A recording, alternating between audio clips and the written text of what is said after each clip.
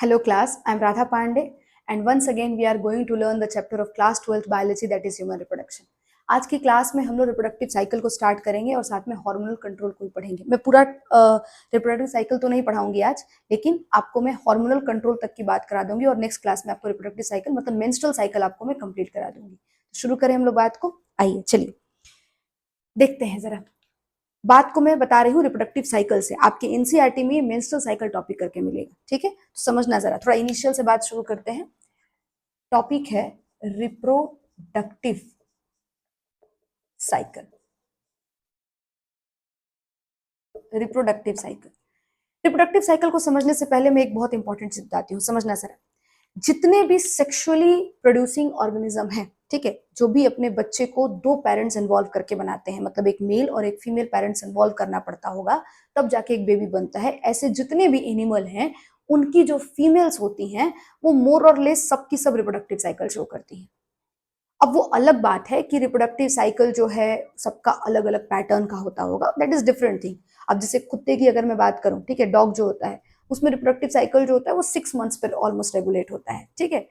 हमारी बात करें तो 28 डेज पर रेगुलेट होता है। तो ये अलग बात है कि रिप्रोडक्टिव साइकिल कितने टाइम पर रेगुलेट होता है, वो अलग चीज ही है, लेकिन होता सबके पास है जितने भी सेक्सुअली रिप्रोड्यूसिंग ऑर्गेनिज्म है। ये एक बात हो गई। दूसरी बात समझना जरा, होता क्या है रिप्रोडक्टिव साइकिल। सवाल तो पहला यही है कि भाई रिप्रोडक्टिव साइकिल क्या चीज है, यही बता दो पहले तो तुम। बिल्कुल समझो जरा। रिप्रोडक्टिव साइकिल का मतलब होता है कि कुछ पीरियोडिक चेंज हो रहा है बॉडी के अंदर। पीरियोडिक चेंज का मतलब एक फिक्स इंटरवल ऑफ टाइम में बॉडी के कुछ हिस्से में, फीमेल बॉडी के कुछ हिस्से में कुछ चेंजेस हो रही हैं। किन हिस्सों में? प्रोबेबली ओवरी में और यूट्रस में। यूट्रस और ओवरी के भीतर कुछ कुछ चेंजेस आ रही हैं और ये चेंजेस एक फिक्स इंटरवल पे बार बार रिपीट होती रहती हैं। इसी साइकिल को रिप्रोडक्टिव साइकिल कहते हैं। तो आई थिंक तुमको रिप्रोडक्टिव साइकिल का एक रफ मतलब समझ में आ गया होगा। मैं इसका डेफिनेशन जरा लिख देती हूं यहां पर। Periodic change, periodic change in uterus as well as ovary in female body। Female body तो लिखना कोई इंपॉर्टेंट नहीं है, लेकिन तुम समझ रहे हो ना, कंफ्यूजन नहीं होना चाहिए। पहले चलो मेल बॉडी में ढूंढ रहे हैं, है ना, ऐसा नहीं होगा, ठीक है। एक तो पहले यूट्रस और ओवरी फीमेल की बॉडी का पार्ट है, तो फीमेल बॉडी में ही पीरियोडिक चेंजेस होंगी। चेंजेस लिख लो, periodic changes in uterus as well as ovary in female body. Clear है क्या? ओके। अब मैं कुछ और बातें तुमको समझाती हूँ। अगर मैंने बोला कि सब में होता है रिप्रोडक्टिव साइकिल, लेकिन मैं बात करूंगी मैमेलिया क्लास का और किसी का बात नहीं करूंगी, और मैमेलिया भी मुझे ह्यूमन को फोकस करना है। तो जो मैमेलिया क्लास है, अब जिसको नहीं पता है क्लासिफिकेशन उसको घबराने की जरूरत नहीं है ना, बी रिलैक्स। जब आप पढ़ लोगे 11th का पूरा सिलेबस तो आपको समझ में आ जाएगा कि ये मैमेलिया क्या है, प्राइमेट्स क्या है, ये सब टर्म समझ में आने लगेगा। फिलहाल तो सुनते चलो आप स्टोरी के फॉर्म में। मैमेलिया जो क्लास होता है उसमें दो तरह के ऑर्गेनिज्म होते हैं। एक जो आपको ऑर्गेनिज्म है उनको प्राइमेट्स कहा जाता है, और एक जो कैटेगरी है उसको नॉन प्राइमेट्स कहते हैं। मैमेलिया क्लास का मतलब होता है ऐसे वो सारे जानवर जिसके पास मेमोरी ग्लैंड होता है, मतलब जिनकी फीमेल्स के पास मेमोरी ग्लैंड है और वो दूध का प्रोडक्शन करती है, अपने बच्चे को नरिशमेंट कराती है, पिलाती है। तो मैं अगर बोलूं यहाँ पर कि मैमेलिया की दो कैटेगरी बना ली है मैंने, मैमेलिया की दो कैटेगरी बना ली। एक कैटेगरी को मैं बुलाती हूँ प्राइमेट्स, ठीक है। एक कैटेगरी जो है उसको मैं बुलाती हूँ non primates.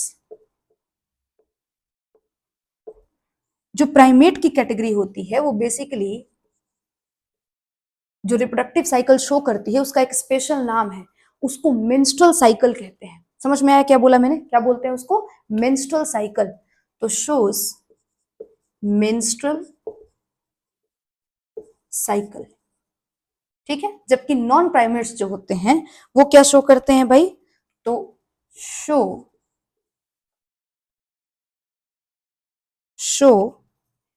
इस्ट्रस cycle, इस्ट्रस cycle show करते हैं। समझ पा रहे हो बात को? ठीक है। जो प्राइमेट्स हैं वो मेंस्ट्रुअल साइकिल शो करेंगे, जो नॉन प्राइमेट्स हैं वो इस्ट्रस साइकिल शो करते हैं। अब इन दोनों साइकिल, दोनों रिप्रोडक्टिव साइकिल ही है, पर दोनों में कुछ ना कुछ तो डिफरेंस है, तभी इन दो का नाम मतलब इस तरह से सामने आया है, दो नाम ले रहे हैं हम लोग। देखो क्या डिफरेंस है। मैं लिखते भी चलूंगी, समझाती भी चलूंगी। पहला difference, if pregnancy does not occur, अगर प्रेगनेंसी नहीं आएगी तभी मेंस्ट्रुअल साइकिल आएगा, अगर प्रेगनेंसी हो जाएगी तो मेंस्ट्रुअल साइकिल नहीं होता है। ठीक है, इस बात को थोड़ा सा समझ लो, जब मैं पढ़ाऊंगी मेंस्ट्रुअल साइकिल तो आपको और अच्छे से समझा दूंगी इस बात को। अगर प्रेग्नेंट हो जाती है फीमेल तो उसको मेंस्ट्रुएशन नहीं होता, उसको मेंसेस नहीं आता है, ब्लीडिंग नहीं होता है। ठीक है, अगर फीमेल प्रेग्नेंट नहीं होती है तो उसी केस में उसको मेंसेस आ सकता है। तो अब यहाँ पर अगर फीमेल की प्रेगनेंसी नहीं हुई है, प्रेगनेंसी डज नॉट अकर, ठीक है, तो उसके बॉडी में ब्लीडिंग होता है। हमारे जो प्राइमेट्स होते हैं, मतलब ह्यूमन की बॉडी में ब्लीडिंग होता है। ठीक है, अब वो ब्लीडिंग क्या होता है एक्चुअली, तो इंडोमेट्रियम का वॉल, याद है पीछे जो यूट्रस का 3 लेयर था उसमें जो इंडोमेट्रियम वाला जो वॉल हुआ करता था वो टूट करके निकल जाता है। वो बार बार हर महीने रिकंस्ट्रक्ट होते रहता है, बार बार बनते रहता है, क्योंकि आने वाला जो बच्चा है उसको वहीं पे इम्प्लांट होना है, जो जाइगोट है उसको वहीं पर बैठना है, वहीं पर वो डेवलप करता है बेसिकली। तो हर महीने जब एक फीमेल नहीं हुई प्रेग्नेंट तो उस इंडोमेट्रियम वॉल जो उतना मोटा बना हुआ है उसका कोई यूज नहीं रहता रह जाता है, तो उसको वापिस से हटा देता है बॉडी। ठीक है, निकाल करके बाहर कर देता है और वही ब्लड के फॉर्म में बाहर आपको ब्लीडिंग के फॉर्म में नजर आता है। ठीक है, तो मैंने यहाँ पर बोला कि pregnancy does not occur, endometrium layer, endometrium layer shed off in the form of bleeding, in the form of bleeding के फॉर्म में ये शेड ऑफ हो जाएगा और बाहर निकल जाएगा। ठीक है, किसमें, प्राइमेट्स में, जो जो मेंस्ट्रुअल साइकिल शो करेंगी। इनमें अगर प्रेगनेंसी ना हो, if pregnancy does not occur, if pregnancy does not occur, endometrium lining reabsorbed reabsorbed inside the body, inside the body rather than shed off, rather than shed off, ये टूट कर निकलने के बजाय बॉडी के भीतर ही रीएब्सॉर्ब हो जाता है। नॉन प्राइमेट्स के केस में इंडोमेट्रियम लेयर टूट के निकलता नहीं है, बल्कि बॉडी अपने भीतर ही उसको रीएब्सॉर्ब कर लेती है, अपने अंदर ही ले लेती है। ठीक है, और कोई ब्लड आपको बाहर नहीं आता। यहाँ पर ऐसा नहीं होता, इंडोमेट्रियम लेयर टूट के बाहर निकल जाता है और ब्लड के फॉर्म में नजर आता है, तो ब्लड लॉस होता है फीमेल को। ये एक चीज हो गई। दूसरी चीज क्या होती है, देखना, जो प्राइमेट्स की कैटेगरी होती है इसके अंदर पहले नॉन प्राइमेट समझ लो। नॉन प्राइमेट्स की कैटेगरी के अंदर जो फीमेल होती है, जब उनका ओवुलेशन होता है, मतलब ओवुलेशन का मतलब होता है कि जब वो एग का फॉर्मेशन कर लेती है अपने बॉडी के भीतर, तो उनको इररेजिस्टिबल सेक्सुअल अर्ग आता है, मतलब बहुत ज्यादा उनके अंदर सेक्सुअल डिजायर जनरेट होता है और वो मेल के साथ कॉपुलेशन करना पसंद करती हैं। इवन वो कॉपुलेशन सिर्फ उसी पीरियड में करती हैं जिस पीरियड में वो एग बना लेती हैं, ताकि उस एग को फ्यूज कराया जा सके मेल स्पर्म के द्वारा। तो उस ड्यूरेशन में सिर्फ वो कॉपुलेशन करना पसंद करती हैं और उस टाइम में उनके अंदर हीट पीरियड रहता है। हीट पीरियड जब आ जाएगा, ओवुलेशन हो जाएगा, फीमेल की बॉडी जब हीट पीरियड को फेस कर रही होती है, तो वो मेल के साथ कॉपुलेशन करना पसंद करती हैं और इरेजिस्टिबल सेक्सुअल अर्ग आता है उनको। प्राइमेट्स के केस में ऐसा कुछ भी नहीं होता है, ना ही हमारे अंदर कोई हीट पीरियड होता है, ना ही मेंस्ट्रुएशन के दौरान कोई कॉपुलेशन करती है फीमेल। ठीक है, हमारे पास जो सेक्सुअल अर्ग है वो उस ड्यूरेशन में नहीं आता, वो अपने लेवल ऑफ डिजायर के अकॉर्डिंग मेल के साथ कॉपुलेशन करना पसंद करती हैं। तो मैं इस बात को यहाँ पर लिख देती हूँ, एक बहुत बड़ा डिफरेंस होता है। Female shows irresistible sexual urge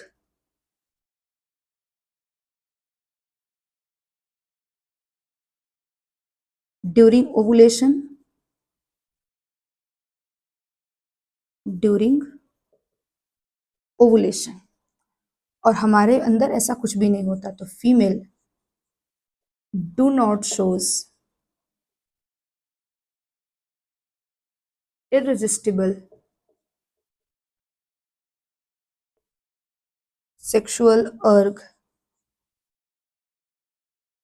there is a heat production heat production in the body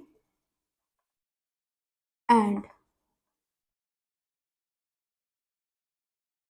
copulation occurs only in that period, only in that period.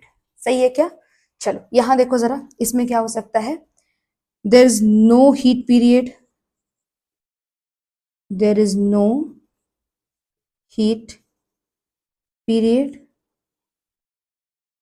and copulation occurs and copulation occur according to the level of desire, according to the level of desire. ठीक है, तो I think आपको समझ में आ गया होगा कि जो कॉपुलेशन है वो अपने डिजायर के अकॉर्डिंग होता है और सिर्फ उस ड्यूरेशन में नहीं होता, ठीक है, कभी भी हो सकता है, अपनी मर्जी से हो सकता है। तो ये डिफरेंसेस होती हैं मेंस्ट्रुअल साइकिल और स्ट्रेस साइकिल के बीच में, ठीक है। अब हम लोग मेंस्ट्रुअल साइकिल को थोड़ा सा देख लेते हैं यहाँ पर। चलो मेंस्ट्रुअल साइकिल को भी देख लिया जाए, समझना जरा। मेंस्ट्रुअल साइकिल के बारे में बात करते हैं, पूरा नहीं करेंगे, थोड़ा सा बात आज करेंगे, पूरा बात कल तक करेंगे, ठीक है, मतलब नेक्स्ट क्लास तक। मेंस्ट्रुअल साइकिल में पहली बात जो है क्या है भाई, तो बोल सकते हैं कि साइक्लिक चेंज है ये। अब तो समझ में आ ही गया कि भाई पीरियोडिक चेंज है, उसी को साइक्लिक चेंज अब क्या ले रहे हैं, cyclic change in ovary and uterus, ovary and uterus in female body at the interval of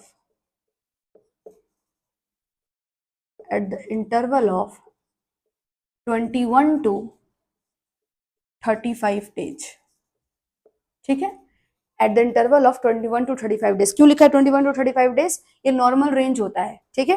अब हमारे बॉडी में एवरेज इंटरवल बुक्स के अंदर पढ़ा रखा है 28, मतलब मोस्ट ऑफ द फीमेल जो है वो करीबन 28, 29, 27 के बीच में होती हैं, लेकिन कुछ फीमेल्स का 21 दिन पर भी ये इंटरवल चलता है, मतलब 21 डेज पर ये मेंस्ट्रुअल साइकिल उनको आते रहता है, और कुछ फीमेल्स का 35 डेज पर आता है, और ये भी बिल्कुल नॉर्मल रेंज है, कोई इसमें अलग मतलब बुरी बात नहीं है, कोई बीमारी नहीं है, कोई परेशानी नहीं है, बहुत नॉर्मल है कि किसी का 21 डेज पर ही रिपीट हो जाए, किसी का 35 डेज पर रिपीट हो जाए, और बाकी एक बीच का एवरेज मैंने बता दिया 28 होता है, जो आपकी बुक में भी लिख रखा है।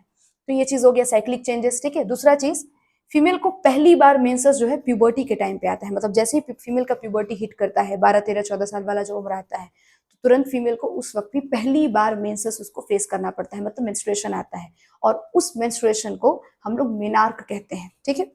ये इस बात का सिग्नल होता है कि एक फीमेल जो है उसकी प्यूबर्टी हिट कर चुकी है, उसके बॉडी में सेक्सुअल हार्मोन्स जो है बनने लगे हैं, और वो माँ बनने के लायक हो गई है, ठीक है। लेकिन वो एज मदर बनने का होता नहीं है, क्योंकि फीमेल के हेल्थ के लिए वो ठीक नहीं होता है ना, उसके बॉडी में प्रॉपर डेवलपमेंट नहीं हो रखा है अभी, तो इस तरह से आप बोल सकते हैं कि वो चीज सही नहीं है, लेकिन उसके बॉडी में फॉर्मेशन ऑफ एग शुरू हो गया है, ठीक है, गैमेट्स बनने लगे हैं, इस चीज का सिग्नल होता है एक तरीके से। तो मैं कह सकती हूँ कि first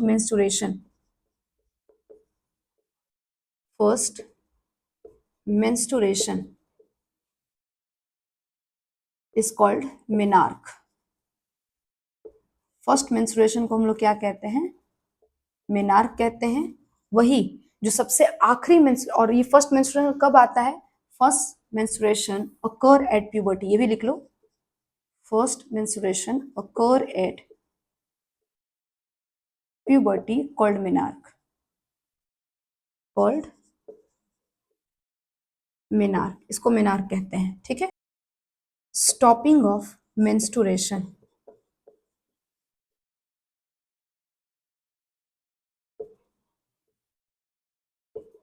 stopping of menstruation at the age of, female का मैंने बताया था कि जब उसके बॉडी ओवरी में जितने भी प्राइमरी फॉलिकल्स हैं वो बहुत कम हो जाएंगी, नंबर में घट जाएंगी, डिक्रीज कर जाएंगी, तो फिर लास्ट में आकर के मेंसेस आना भी बंद हो जाता है, प्राइमरी फॉलिकल्स अब डेवलप होना बंद कर देती हैं, थोड़ी बहुत ओवरी फॉलिकल्स रह जाती है और बाद में वो भी डिजेनरेट कर जाती हैं। तो मेंसेस आना जब बंद हो जाता है, और ये कब होता है, करीबन करीबन 45 से 55 का जब एज होता है, तो इस करीब करीब में होता है ये, ठीक है। इसको हम लोग मेनोपॉज कहते हैं। जो अब मेंस्ट्रुएशन बंद हो गया तो हमने इसको मेनोपॉज कह दिया। पॉज मतलब वैसे भी रोक देना होता है, स्टॉप करना होता है। तो stopping of menstruation at the age of 45 to 55 range बता रही हूँ मैं, है ना, 45 to 55 year is called menopause. उस कंडीशन को क्या कहते हैं हम लोग? मेनोपॉज कहते हैं, ठीक है। और एक और बात लिख लो, तुम्हारे बुक में लिखा हुआ है एवरेज इंटरवल लिखा हुआ है ना, average interval of menstruation. Menstrual cycle का एवरेज इंटरवल कितना होता है? 28 डेज, करीब करीब 28 दिन होता है ना, इसी के आसपास रहता है। तो लेकिन ये भी एक नॉर्मल रेंज है, इसलिए उसको बता दिया है। तो ये आपको पूरा का पूरा मेंस्ट्रुअल साइकिल के बारे में बात हो गया। अब मेंस्ट्रुअल साइकिल को डिटेल में समझना है हम लोग को, लेकिन उसको समझने के लिए पहले हार्मोनल कंट्रोल आना चाहिए आपको, तभी वो समझ में आएगा। तो आज का टॉपिक हार्मोनल कंट्रोल पे ही खत्म करेंगे, उसको पढ़ेंगे हम लोग। शुरू करें बात को, चलो आ जाओ। देखना हमारा नेक्स्ट टॉपिक है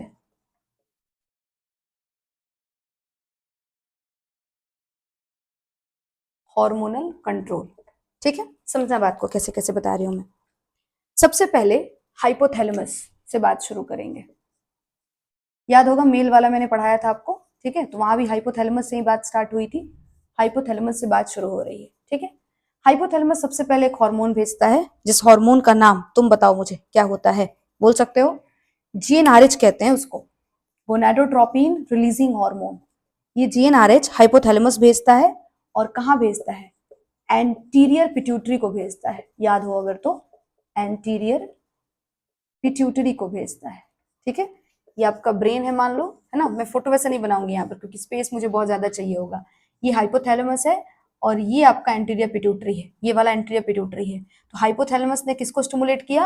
एंटीरियर पिट्यूटरी को। एंटीरियर पिट्यूटरी ने और किस हार्मोन की मदद से किया? तो जीएनआरएच की हेल्प से किया।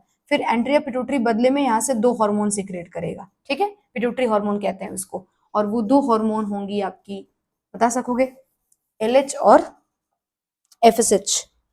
तो लिख लेते हैं उसको भी, एलएच और एफएसएच, ये 2 हार्मोन्स हैं जो आपके एंटीरियर पिट्यूटरी ने सीक्रेट करने हैं, ठीक है।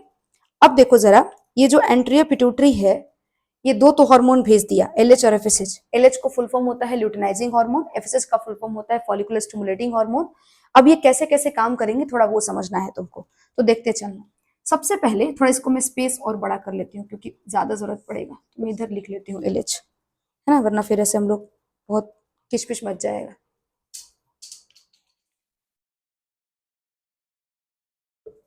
एफएसएच सही है, देखना जरा। एफएसएच सबसे पहले क्या करेगा? सबसे पहला काम जो ये करेगा ना, वो करेगा डेवलपमेंट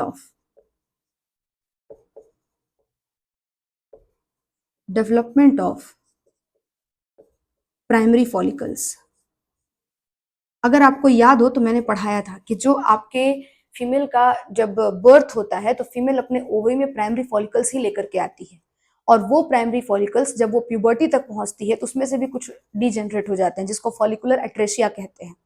फिर वो जो प्राइमरी फॉलिकल्स होते हैं, जो कि एक ओवरी के भीतर लगभग 80,000 बच जाते हैं, करीबन करीबन 60 से 80,000, ये प्राइमरी फॉलिकल्स का डेवलपमेंट शुरू होता है। तो कौन डेवलपमेंट कराता है? और वो सेकेंडरी फॉलिकल्स में चेंज होती हैं, तो कौन कराता है ये डेवलपमेंट? तो यही एफएसएच कराता है। इसका नाम ही है फॉलिकुलर स्टिमुलेटिंग हार्मोन, मतलब एक ऐसा हार्मोन जो फॉलिकल्स को स्टिमुलेट कर रहा है। तो प्राइमरी फॉलिकल्स को स्टिमुलेट कर दिया, अब वो प्राइमरी फॉलिकल में डेवलपमेंट शुरू हो गया, अब वो सेकेंडरी, टर्शरी, ग्रेफियन फॉलिकल सब में चेंज होगा। तो मैं लिख देती हूँ development of primary follicles to Graafian follicle. Basically उसको प्राइमरी फॉलिकल से ग्रेफियन फॉलिकल में, मैच्योर ग्रेफियन फॉलिकल में चेंज होना है। और यही काम किसका होगा? ये काम कराने के लिए कौन वहां पर रहेगा? तो एफएसएच रहेगा, एफएसएच ही कराएगा, पहला काम। दूसरा काम सुनना, जब ये प्राइमरी फॉलिकल्स ग्रेफियन फॉलिकल में चेंज हो रही होंगी तो बीच में सेकेंडरी फॉलिकल जैसा एक स्ट्रक्चर बनता है, ठीक है, सेकेंडरी और टर्शरी फॉलिकल। सेकेंडरी फॉलिकल में मैंने आपको बताया था कि ऐसे एक थीका लेयर आ जाता है और ये ग्रेनुलोसा सेल्स होती है, ठीक है, ऐसे ग्रेनुलोसा सेल्स आ जाती है, मल्टीलेयर ग्रेनुलोसा सेल्स बन जाते हैं वहां पर। तो यहाँ का जो थीका लेयर होगा उस पर एफएसएच एक्ट करेगा, ठीक है, एफएसएच नहीं, सॉरी, एलएच एक्ट करेगा। मैंने यहाँ पे एफएसएच लिख दिया था, सॉरी एलएच। एलएच एक्ट करेगा, इसके ऊपर एक्ट करेगा, ठीक है, इसके ऊपर एक्ट करेगा, इस थीका लेयर के ऊपर एक्ट करेगा, ठीक है। क्या कराएगा ये देखो, क्या कराएगा, लिख देती हूं यहां पर मैं, act on theca cells, act on theca cells, theca cells पर एक्ट किया, बदले में to secrete androgen, androgen secrete करेगा, ठीक है। अब घबराना नहीं है इस बात से कि एंड्रोजन क्यों सिक्रीट कर रहा है मैम। एंड्रोजन एक क्लास है, इसके भीतर टेस्टोस्टेरोन भी आते हैं, इसके भीतर एस्ट्रोजन भी आते हैं, समझ रहे हो बात को। तो ये थीका सेल्स एंड्रोजन को सिक्रीट करेगा। अब ये एंड्रोजन, ध्यान से सुनना, ये एंड्रोजन कहां पर जाएंगी, तो देखो जरा, एफएसएच आपको एक और हार्मोन, एक और सेल्स पर एक्ट करेगा, जो आपके सेकेंडरी फॉलिकल्स के जो ग्रेनुलोसा सेल्स हैं उस पर ये एफएसएच एक्ट करेगा। तो मैं लिख देती हूं, act on granulosa cells to secrete some enzyme, to secrete some enzyme and change the androgen into oestrogen. कुछ बात समझ में आई क्या बोला मैंने? जो आपका सेकेंडरी फॉलिकल था उसके थीका लेयर पर एलएच एक्ट किया था और उसने एंड्रोजन सिक्रीट कराया, वो एंड्रोजन को ग्रैनुलोसा सेल्स पकड़ के ईस्ट्रोजन में चेंज कर दिया। क्या, किस तरह से चेंज किया? कुछ एंजाइम डाल करके, वहां पे कुछ खास तरह का एंजाइम डालता है और एंड्रोजन को पकड़ पकड़ के ईस्ट्रोजन में चेंज कर देता है। और ये करने के लिए इसको कौन स्टिमुलेट करता है? तो एफएसएच स्टिमुलेट करता है। तो बात समझ में आई कि ईस्ट्रोजन बना कैसे बॉडी में? तो ये ईस्ट्रोजन का सिक्रेशन आपका हो चुका है। देख लो, एक फीमेल हार्मोन, एक फीमेल सेक्स हार्मोन जो है बन चुका है। वैसे तो मेन एस्ट्रोजन ही होता है, लेकिन हम लोग दो जिक्र शुरू से करते आए हैं, एस्ट्रोजन और प्रोजेस्टेरोन, दोनों काम करते हैं इस तरह का, ठीक है। तो फीमेल सेक्स हार्मोन के तौर पे तो जो मेन आपका सेक्स हार्मोन है एस्ट्रोजन जो है वो बनकर आ चुका है। समझ आई आपको बात कैसे बनाया गया? ओके, एक और चीज देखो, ये जो सेकेंडरी फॉलिकल और टर्शरी फॉलिकल बन रहे हैं, तो जो टर्शरी और आपका फॉलिकल्स होता है या फिर जो ग्रेफियन फॉलिकल्स होता है, उसके ग्रेनुलोसा सेल से एक और हार्मोन निकलता है, वो भी देख लो जरा, यहाँ पर एक और हार्मोन निकलता है, इसी का मैं लिख देती हूँ यहाँ पे फंक्शन। ग्रेनुलोसा सेल्स ही इसका फंक्शन लिख रही हूँ, ग्रेनुलोसा सेल्स का। ग्रेनुलोसा सेल से एक हार्मोन निकलता है, किसके? टर्शरी फॉलिकल के। तो मैं यहाँ पर लिख दे रही हूँ इस काम को, granulosa cells, granulosa cells of tertiary follicle, tertiary और ग्रेफियन फॉलिकल सिक्रीट इनहिबिन, एक और खास तरह का एंजाइम होता है जिसको ये सिक्रीट करती हैं, जिसका नाम होता है इनहिबिन, ठीक है। और जो इनहिबिन है उसका काम क्या होता है? Inhibit the secretion of FSH, mainly, है ना, मेनली एफएसएच के सिक्रेशंस को रोकता है और थोड़ा बहुत एलएच के सिक्रेशंस को भी रोकता है। सुनो क्या कहा मैंने, जो ग्रेनुलोसा सेल्स हैं टर्शरी फॉलिकल के और मेच्योर ग्रेफियन फॉलिकल के, तुम सोच कर देखो कि जब ये बन गई होंगी, टर्शरी फॉलिकल बन गया होगा, मेच्योर ग्रेफियन फॉलिकल बन गया होगा, तो अब ये एक या दो स्टेप पीछे है सेकेंडरी oocyte को रिलीज करने में, है ना। अब अगर एफएसएच फर्दर स्टिमुलेट होता रहा तो एफएसएच और भी प्राइमरी फॉलिकल्स को स्टिमुलेट कर देगा, एक्टिवेट कर देगा कि वो जाकर के क्या करे, डेवलपमेंट करना शुरू करे और ग्रेफियन फॉलिकल में चेंज होना शुरू करे। और तुमको पता है कि फीमेल बॉडी के भीतर एक ही एक बनता है, एक ही सेकेंडरी oocyte बनता है। ऑलरेडी 10-12 फॉलिकल्स को पहले से स्टिमुलेट किया गया जा चुका था, जिसमें से केवल एक ही डेवलप होकर के मैच्योर ग्रेफियन फॉलिकल बनाना है। तो फर्दर और प्राइमरी फॉलिकल्स को स्टिमुलेट करने का कोई पर्पस नहीं बनता है वहां पे। लेकिन अगर एफएसएच आता रहा फर्दर तो उस केस में ये मानेंगी नहीं एफएसएच, ये जाकर के प्राइमरी फॉलिकल्स को हर हाल में स्टिमुलेट करेंगी। तो इनहिबिन जब टर्शरी फॉलिकल बन जाता है तो कहीं ना कहीं एक बात की श्योरिटी हो जाती है कि अब ये आगे चल करके मेच्योर ग्राफियन फॉलिकल में कन्वर्ट होगा और इसके बाद इसका रप्चर होगा, ये फटेगा और ये फटाफट आपको रिलीज कर देगा सेकेंडरी oocyte को, सेकेंडरी oocyte वहां से निकल जाएंगी। इसीलिए एफएसएच के सिक्रीशंस को रोकना बहुत जरूरी होता है और यही वजह होता है कि टर्शरी और ग्राफियन फॉलिकल्स के जो ग्रैनुलोसा सेल्स होते हैं वो एक हार्मोन रिलीज करते हैं इनहिबिन, जो जाकर के एफएसएच को मेनली इनहिबिट कराता है। आई थिंक तुमको मेरा बात समझ में आ गया होगा। क्लियर है क्या?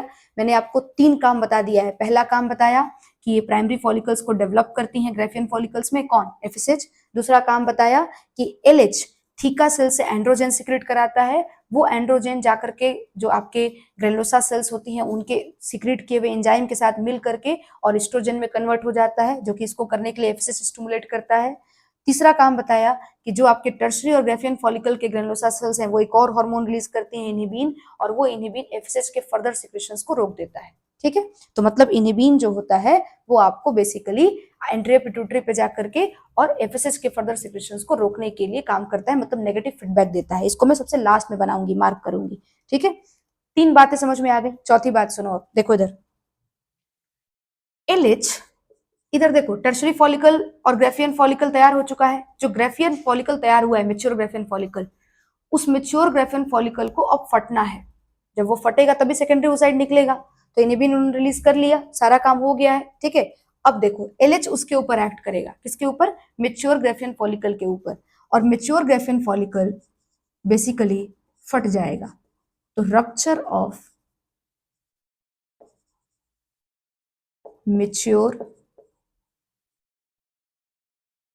Graafian follicle. ठीक है, टू रिलीज, क्या चीज निकालना है?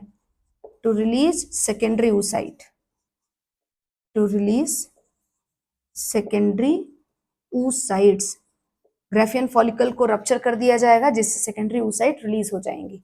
ऐसा करने से जो सेकेंडरी oocyte के बाद बच जाएगा ग्रैनुलोसा सेल्स, जो बचा हुआ पोर्शन होगा वो चेंज होके कॉर्पस लुटियम बना लेगा। तो मैं लिख देती हूँ यहाँ पे कि रिमेनिंग्स लिखूं? नहीं, बहुत लंबा चौड़ा हो जाएगा, कुछ शॉर्ट में लिखती हूँ। क्या लिखूं? Formation of corpus luteum. समझ में आ जाएगा ना ये बात भी? Formation of corpus luteum. ठीक है, कॉर्पस लुटियम का फॉर्मेशन हो जाएगा। और ये जो कॉर्पस लुटियम स्ट्रक्चर है ये बहुत इंपॉर्टेंट स्ट्रक्चर है, इसके बारे में भी और डिटेल में समझेंगे हम लोग। ये कॉर्पस लुटियम जो होता है ये फिर एक अगला इंपॉर्टेंट हार्मोन रिलीज करता है, और मैं यहाँ पर लिख देती हूँ इसको भी। क्या करता है भाई? तो सिक्रीट, एक सेकेंड रुक जाओ,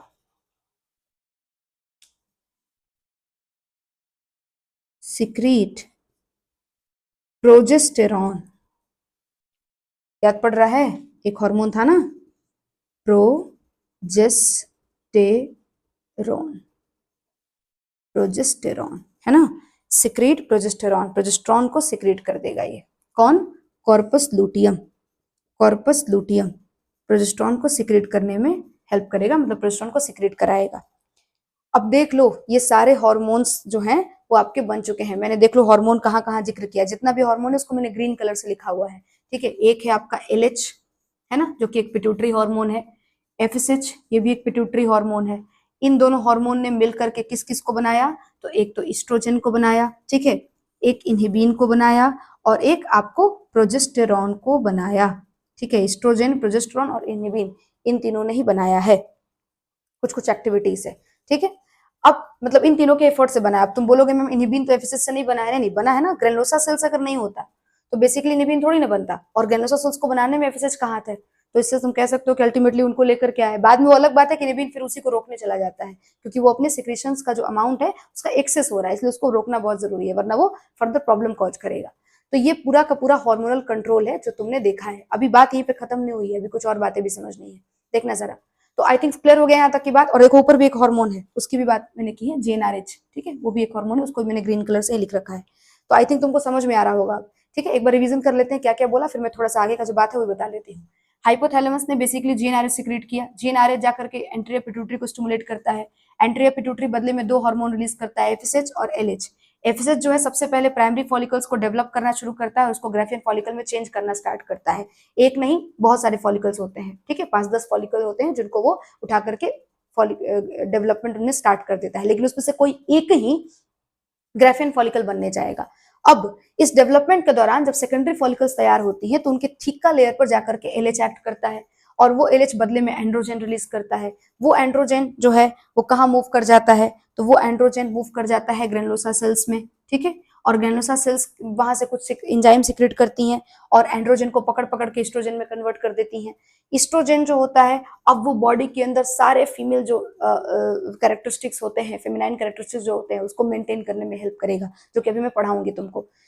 उसके बाद और क्या हो रहा है यहाँ पर, साथ में ये ग्रेनुलोसा सेल्स जो टर्शरी और मैच्योर ग्राफियन फॉलिकल का जो ग्रेनुलोसा सेल्स होता है, वो वहां पर एक और हार्मोन सिक्रेट करता है, इनहिबिन, जो कि फर्दर एफएसएच के सिक्रेशंस को रोकता है। क्यों रोकता है? क्योंकि अगर फर्दर एफएसएच आया तो वो और भी प्राइमरी फॉलिकल्स को स्टिमुलेट कर देगा कि वो मैच्योर ग्राफियन फॉलिकल्स बनाने जाएं, जो कि वहां पर अब जरूरत नहीं है, ऑलरेडी बना हुआ है, ठीक है, तो इसके लिए इनहिबिन को सिक्रेट किया जाता है।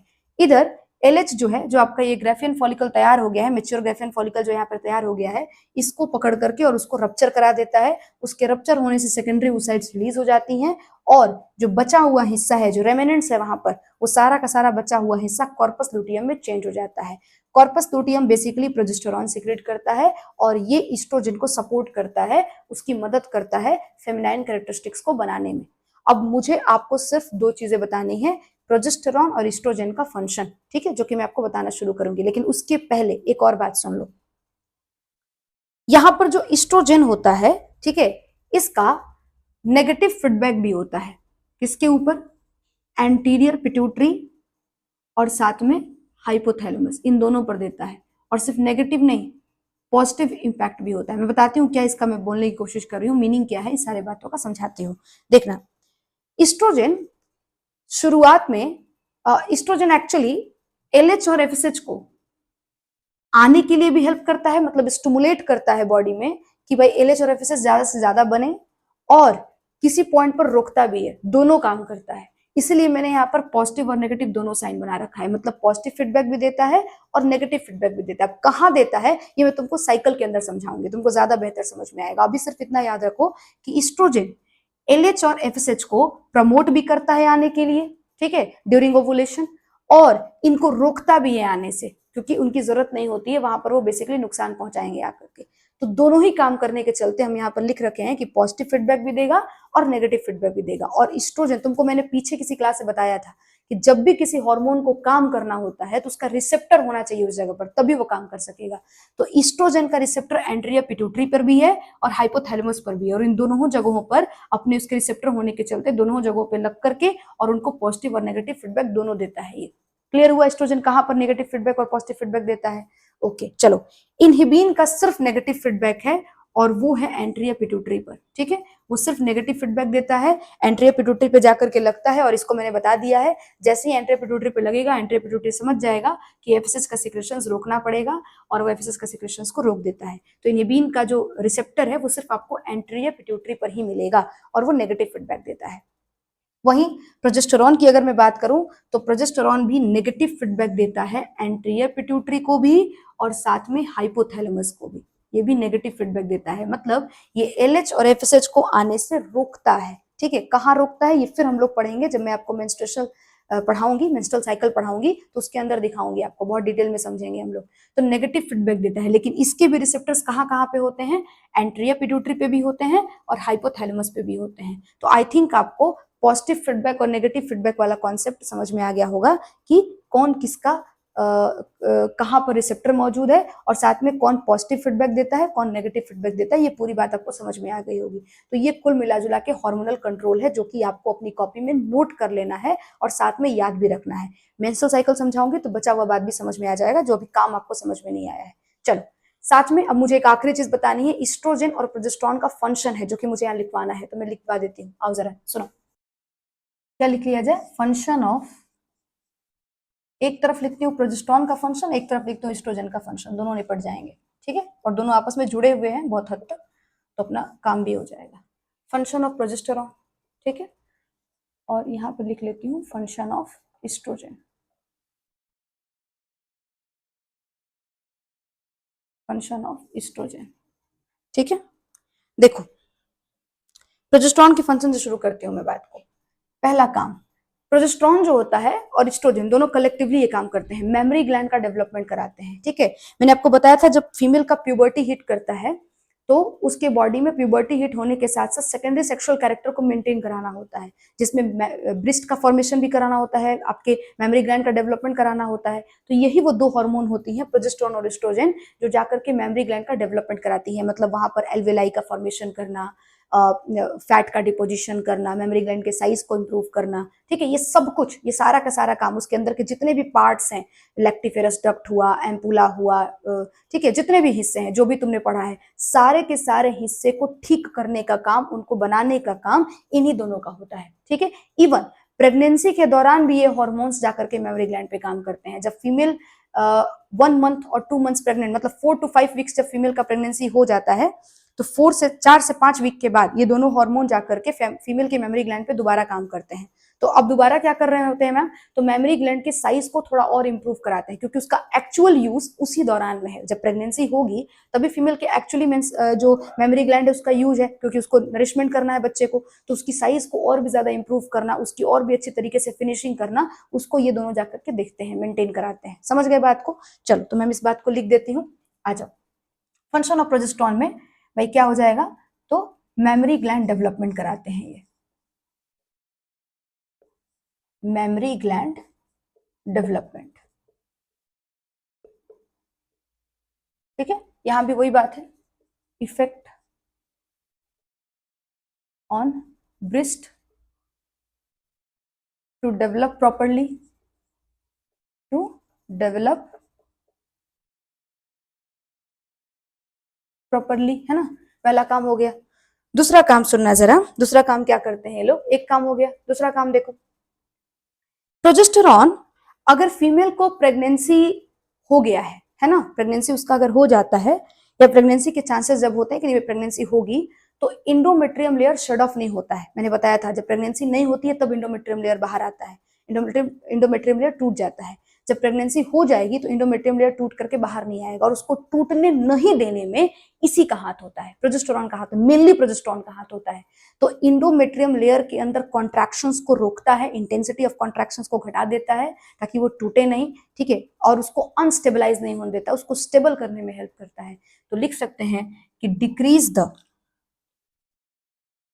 क्या लिखूं बोलो, डिक्रीज द इंटेंसिटी ऑफ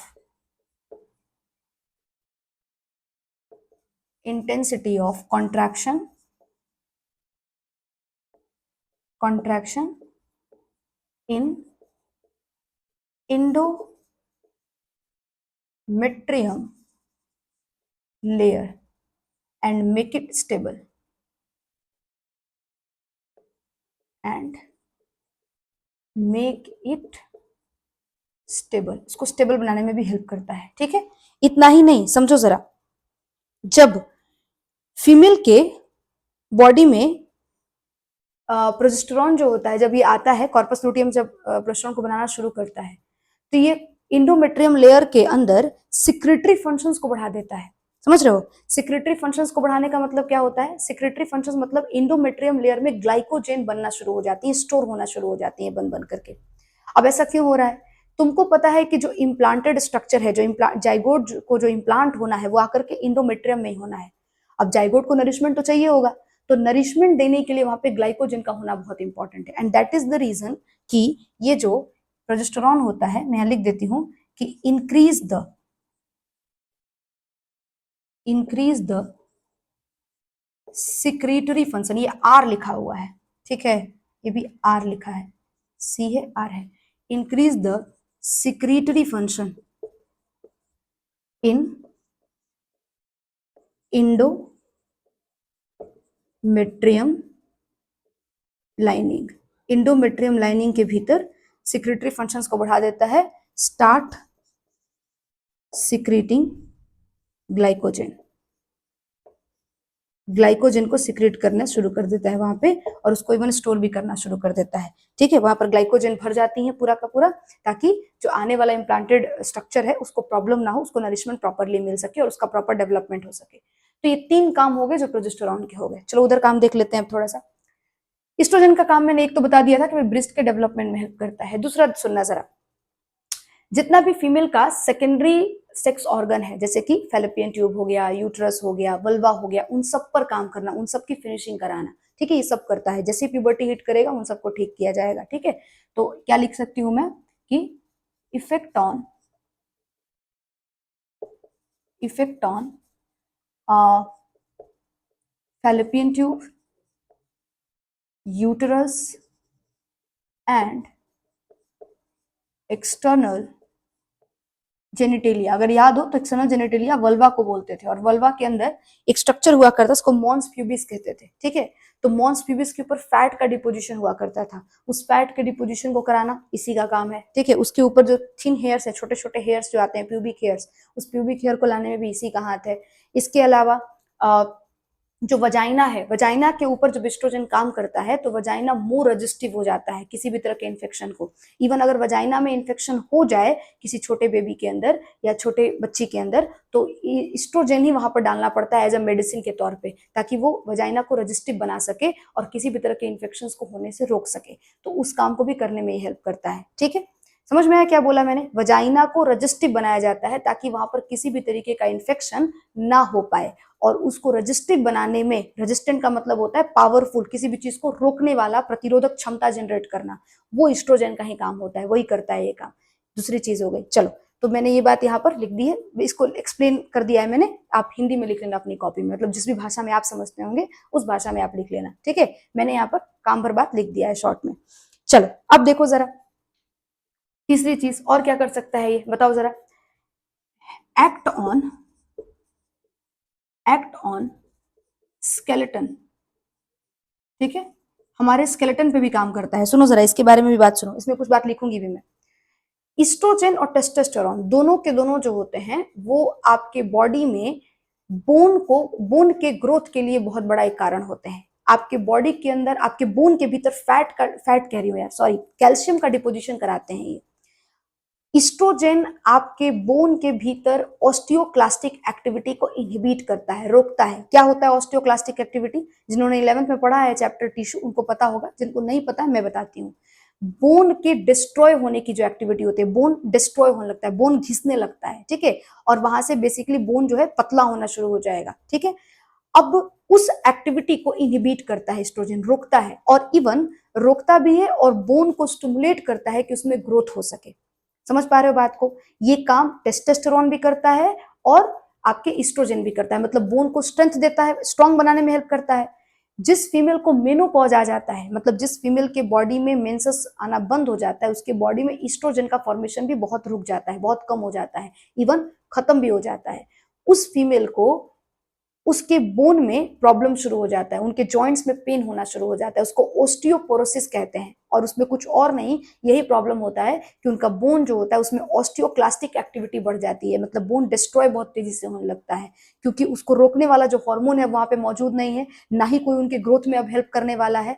तो इसके वजह से उसमें ऑस्टियोपोरोसिस जैसा प्रॉब्लम देखने को मिलता है, ऑस्टियोक्लास्टिक एक्टिविटी वहां पर इंक्रीज कर जाती है, बोन डिस्ट्रॉय बहुत तेजी से होने लगता है, और इसलिए जगह जगह पे जॉइंट्स पेन होती है। ये प्रॉब्लम मेनली फीमेल को देखा गया है, मेल में प्रॉब्लम जल्दी नहीं होता है। तुम वजह समझ सकते हो, मेल में टेस्टोस्टेरोन बनना कभी बंद ही नहीं होता, हमेशा बनते रहता है, पूरी लाइफ बनता है, ऑलमोस्ट, कम चाहे ज्यादा बनता पूरी लाइफ है। फीमेल में एस्ट्रोजन एक एज के बाद बनना बंद हो जाता है, मेनोपॉज आ जाएगा तो एस्ट्रोजन का लेवल बहुत कम हो जाता है, और ये कारण होता है कि फीमेल को बोन से रिलेटेड प्रॉब्लम्स हो जाती हैं जब उनकी बुढ़ापा स्टार्ट होती है, मतलब 50 के बाद इसे प्रॉब्लम देखने को मिलती है फीमेल में। एक चीज ये हो गई, और एक बात समझो, इतना ही नहीं, एक और काम करता है ये। ईस्ट्रोजन जो होता है वो बोन के ऊपर, देखो अगर आप थोड़ा सा जानते हो तो समझना जरा, हम लोग के थाइज में है ना, और जो हम लोग के हाथ होते हैं, ह्यूमरस का नाम सुना होगा, ठीक है, लॉन्ग बोन होते हैं वहां पर। अब उसके इस शाफ्ट पर, ये जो लंबा वाला पोर्शन है, इसके एंड पर यहाँ पर हाइलिन कार्टिलेज होता है। समझ रहे हो? यहाँ पे कार्टिलेज, सुनते चले जाओ, समझ में आएगा, अच्छी चीजें हैं, इंफॉर्मेशन है, जानना चाहिए। हाइलिन कार्टिलेज होता है यहाँ पर। ठीक है, ये टिश्यू में भी बताऊंगी मैं ये बात को। अब ये हाइलिन कार्टिलेज जो होता है, इसके ऊपर बॉडी में आपके एक ग्रोथ हार्मोन प्रोड्यूस होता है, जीएच कहते हैं उसको, ग्रोथ हार्मोन। ये ग्रोथ हार्मोन आकर के इसके ऊपर काम करता है, और जब इसके ऊपर ग्रोथ हार्मोन काम करता है तो ये जो आपका यहाँ का जो कार्टिलेज है, इसमें सेल डिवीजन शुरू हो जाता है, और सेल डिवीजन शुरू होने से ये पोर्शन चौड़ा होता है, जिससे ओवरऑल पूरे पूरे बोन का भी ग्रोथ हो जाता है। अब तुमको शायद समझ में आ गया हो ये बात कि कैसे एक छोटे बच्चे का जो हाथ है वो इतना छोटा सा था, और इतना छोटू सा हाथ इतना लंबा हो गया, तो कैसे लंबा हुआ? तो इसी तरीके से लंबा हुआ, ग्रोथ हार्मोन उसके ऊपर एक्ट किया, और बेसिकली सेल डिवीजन कर करके, और जो आपका लॉन्ग बोन का जो साइज है, जो उसका लेंथ है, उसको इंप्रूव कर देता है, इंक्रीज कर देता है। समझ में आई? अब इसमें एस्ट्रोजन का क्या बात है भाई, तो सुनो जरा। ये जो आपका यहाँ पर कार्टिलेज है ना, ये एक समय के बाद, मतलब टीनेजर जब एक बच्चा क्रॉस करता है, तो बेसिकली ये बोन में कन्वर्ट हो जाता है कार्टिलेज, है ना। पूरा का पूरा जो कार्टिलेज है वो बोन में कन्वर्ट हो जाएगा, और जैसे ही वो बोन में कन्वर्ट हो जाएगा, ऑसिफाइड हो जाएगा, इसको ऑसिफिकेशन कहा जाता है, ऑसिफाइड हो जाएगा, तो अब उसमें फर्दर डेवलपमेंट नहीं हो सकेगी। इसीलिए टीनेजर्स क्रॉस करने के बाद और एडल्ट स्टेज में आने के बाद हम लोग का हाइट वाइट नहीं इंप्रूव होता है, जो भी एक हाइट वो फिक्स ऑलमोस्ट हो जाएगा, और उसके बाद अब साइज नहीं बढ़ता है, क्योंकि आपके जो कार्टिलेज है उसमें ऑसिफिकेशन हो गया है, वो बोन में कन्वर्ट हो चुका है। अब जो इस्ट्रोजेन है, इस ऑसिफिकेशन वाली प्रोसेस को, मतलब कार्टिलेज का जो बोन में कन्वर्ट होने वाला जो प्रोसेस है, इसको फास्ट कर देता है। अब ये काम टेस्टोस्टेरोन भी करता है, इस्ट्रोजेन भी करता है, लेकिन टेस्टोस्टेरोन जिस स्पीड से करता है उससे कई गुना अधिक स्पीड से ये करता है ना। और यही कारण होता है कि बहुत तेजी से कार्टिलेज यहाँ पर बोन में कन्वर्ट हो जाती है, और फीमेल का मेल के कंपैरिजन में काफी पहले ही हाइट का जो डेवलपमेंट है वो रुक जाता है ना। और वजह होता है कि फीमेल जो होती है वो मेल के कंपैरिजन में छोटी हो जाती है साइज में, ठीक है। अब ऐसा क्यों, थोड़ा सा ये भी लगता है कि इतना नेचर क्यों फीमेल के साथ, मतलब फीमेल्स को ऐसा फील होता होगा कि भाई इतना अनफेयर क्यों कर रहा है हमारे साथ नेचर। तो अनफेयर नहीं है ये, एक अगर इवोल्यूशन के बेसिस पे इसको देखा जाए तो ये ऐसा इसलिए किया गया क्योंकि फीमेल को बॉडी ग्रोथ की बहुत ज्यादा जरूरत नहीं है, हाइट वाइट की जरूरत नहीं है। नेचर के अकॉर्डिंग फीमेल का जो फीमेल की बॉडी में जो एनर्जी है, उसका जो फोकस है, वो बेबी डेवलपमेंट पे होना चाहिए, बेबी प्रोडक्शन पे होना चाहिए। इसलिए वो सारी चीजें वो कराता है जिससे बच्चे को स्वस्थ पैदा किया जा सके, उन चीजों पे फोकस करता है फीमेल बॉडी के भीतर, और उसके लिए लंबा हाइट का जरूरत नहीं है। इवन पेल्विक रीजन का चौड़ा होना जरूरी है, ठीक है। तो उस चीज पर वो फोकस करेगा। मेल को क्यों फिर लंबा कर रहे हो तुम? तो मेल को इसलिए लंबा कर रहे हैं क्योंकि मेल को पोटेंट बनना है, ठीक है। मेल में कंपटीशन होगा, मेल को, अब आप पीछे अगर थोड़ा सा हिस्ट्री जानते हैं, एवोल्यूशन को समझते हैं, तो आप जानते होंगे मेल को खाना ढूंढना है, शेल्टर ढूंढना है, फीमेल को और उससे उसकी बेबी को प्रोटेक्ट करना है। तो ये सारी चीजों के लिए मेल का थोड़ा सा आप बोल सकते हैं कि उसको चौड़ा लंबा दिखना बहुत जरूरी है, ताकि सामने दूसरा जो मेल है वो उसके ऊपर अटैक ना करे, उसकी फैमिली पर अटैक ना करे, ठीक है। तो इसके लिए उसको उस तरह का शेप साइज मिलता है ताकि वो लंबा चौड़ा हो जाए। एक अगर सेम एज की फीमेल के साथ कंपेयर किया जाए तो मेल लंबे होते हैं, मोर मस्कुलर होते हैं, चौड़े होते हैं, ब्रॉड होंगे, उनका चेस्ट रीजन ब्रॉड होगा, ताकि वो थोड़ा सा भारी नजर आए, है ना, और सामने वाला जो मेल है उसके कंपैरिजन में वो पोटेंट फील करा सके उसको, ठीक है। तो इसके लिए ये सारा कुछ होता है, इवोल्यूशन के बेसिस पे सारी बातें मैंने बताई हैं। समझ आई आपको बात? तो ये आपको स्केलेटन पर भी काम करता है, कौन? इस्ट्रोजन। यहाँ पर एक जो चीज जो इंपॉर्टेंट है लिखना चाहिए, हम लोग को जानना चाहिए, वो क्या? कि stop the osteoclastic activity and stimulate the growth of bone। सही है, बोन के ग्रोथ को स्टिमुलेट करता है। क्लियर है ये बात? समझ में आ गई है ना? चलो ये चीज भी हो गई, और देखो काम, कुछ काम और देख लो, है ना। एक्ट ऑन स्किन, स्किन पर भी एक्ट करता है। क्या करता है? स्किन को, स्किन के टेक्सचर को इंप्रूव करता है एस्ट्रोजन, है ना। स्किन के टेक्सचर को इंप्रूव करेगा, उसको स्मूथ बनाएगा, उसको सॉफ्ट बनाएगा। फीमेल की बॉडी में एस्ट्रोजन होता है, तो फीमेल का स्किन सॉफ्ट और स्मूथ होता है, तो उसको एस्ट्रोजन की वजह से ही होता है, उसके टेक्सचर को इंप्रूव करने में इसका ही हाथ है। दूसरा, फीमेल के समझो जरा, एस्ट्रोजन फैट डिपोजिशन में भी हेल्प करता है और प्रोटीन डिपोजिशन में भी हेल्प करता है। इस बात को मैं यहाँ पर लिखती हूँ और फिर तुमको एक और चीज समझाती हूँ, सुनना। एक्ट ऑन प्रोटीन, या फिर इसको ऐसे नहीं, एक्ट नहीं लिखते हैं, इसको लिख लेते हैं increase protein and fat deposition. एक ही पॉइंट में लिख लेती हूँ दोनों बात को, है ना, समझाती हूँ फिर। देखो, increase protein and fat deposition. अब देखो, फीमेल की बॉडी में प्रोटीन का डिपोजिशन और फैट का डिपोजिशन दोनों ही एस्ट्रोजन ही कराता है, लेकिन अब मेल की बॉडी में टेस्टोस्टेरोन कराता है ये काम। लेकिन मेल के बॉडी में प्रोटीन का डिपोजिशन, मतलब टेस्टोस्टेरोन प्रोटीन का डिपोजिशन ज्यादा कराता है इन कंपैरिजन टू एस्ट्रोजन, जितना फीमेल के अंदर कराता है। मतलब मेल के बॉडी में प्रोटीन ज्यादा मिलेगा आपको फीमेल के बॉडी के कंपैरिजन में। वहीं फैट का डिपोजिशन मेल में कम होता है, फीमेल में फैट का डिपोजिशन ज्यादा होता है। फीमेल के थाइस पर फैट डिपोजिट होती हैं, फीमेल के सबक्यूटेनियस फैट बहुत ज्यादा होती है, मतलब स्किन के नीचे फैट बहुत ज्यादा होता है। और ये भी एक वजह है कि स्किन जो है फीमेल का ग्लोइंग दिखता है। जब फैट ज्यादा होगा तो स्किन ज्यादा शाइनी होगा, ग्लोइंग होगा, ठीक है, तो फैट होने के चलते ही वो होता है। तो ये भी एक वजह हो गया। और मेल के पास फैट का डिपोजिशन नहीं है, सबक्यूटेनियस फैट नहीं, इसलिए उनका स्किन रफ दिखता है, ठीक है, ये मैंने पीछे भी बताया था आपको। अब ऐसा क्यों, इसके पीछे भी थोड़ा सा इवोल्यूशन है, ठीक है, इवोल्यूशन को समझो जरा क्या है। फीमेल के बॉडी में अब फैट क्या होता है, ग्रेट सोर्स ऑफ एनर्जी है ना, और फीमेल के बॉडी में फैट की जरूरत ज्यादा है, एनर्जी की जरूरत ज्यादा है, फैट की नहीं, एनर्जी की जरूरत ज्यादा है। और फैट एक ग्रेट सोर्स ऑफ एनर्जी है, इसलिए फैट का डिपोजिशन ज्यादा होता है। फीमेल को मेंसेस को फेस करना है तो वहां पर ब्लड लॉस होना है, ठीक है। उस फीमेल को प्रेगनेंसी को देखना है तो प्रेगनेंसी में भी उसको बहुत ज्यादा एनर्जी की जरूरत पड़ती है। हार्मोन्स के चेंज बहुत ही ज्यादा वास्ट लेवल पे पूरे 1 महीने चेंज होते रहता है। मेल के कंपैरिजन में फीमेल बॉडी के अंदर जो चेंजेस हैं वो बहुत ज्यादा होती हैं, खासकर हार्मोनल चेंजेस, जिसमें बहुत ज्यादा एनर्जी का वहां पर एक्सपेंडिचर है, एनर्जी का यूज है। इसके अलावा फीमेल को लैक्टेशन कराना है, मतलब बच्चे को नरिशमेंट करना है, तो उसमें एनर्जी का रिक्वायरमेंट है। तो दैट्स वाई एनर्जी का यूज ज्यादा है, एनर्जी का वहां पे इस्तेमाल ज्यादा है, तो इसलिए उनके बॉडी में फैट का डिपोजिशन, एक वजह ये भी हो सकता है कि फैट का डिपोजिशन ज्यादा करा दिया गया, ठीक है। और एस्ट्रोजन इस काम को कराने में हेल्प करता है। मेल के बॉडी में ये सारी जरूरतें नहीं है, इसलिए फैट डिपोजिशन नहीं है उनके बॉडी में, प्रोटीन का डिपोजिशन है। और ये भी एक कारण है, इसलिए मेल मोस्टली थिन मिलेंगे in comparison to female, female थोड़ी सी हेल्दी होती है इन कंपैरिजन टू मेल, ठीक है। तो आपको ये सब काम करता है, स्किन पर भी काम कर लिया, फैट डिपोजिशन और प्रोटीन डिपोजिशन पर भी काम कर लिया। और क्या करेगा, सेक्सुअल लिबिडो को भी कंट्रोल करेगा, पीछे बताया था, ठीक है। तो कंट्रोल सेक्सुअल लिबिडो, है ना, फीमेल का जो सेक्सुअल डिजायर है उसको भी कंट्रोल करने का काम किसका होगा, एस्ट्रोजन का ही होगा, ठीक है। तो ये सारे आपको काम जो है वो एस्ट्रोजन करता है। तो आई थिंक ये सारे फंक्शन काफी हैं जो आपको समझने के लिए चाहिए थे, और मैंने ये सारी चीजें आपको बता भी दी। ये सारा बात आप अपनी कॉपी में नोट कर लोगे। एनसीईआरटी से थोड़ा ज्यादा है लेकिन समझने के लिए जरूरी है, तो आप इसको नोट करने के बाद एक बार एनसीईआरटी को रीड करोगे और उसके बाद क्वेश्चन प्रैक्टिस जरूर करना। लाते हैं नेक्स्ट वीडियो में। Thank you.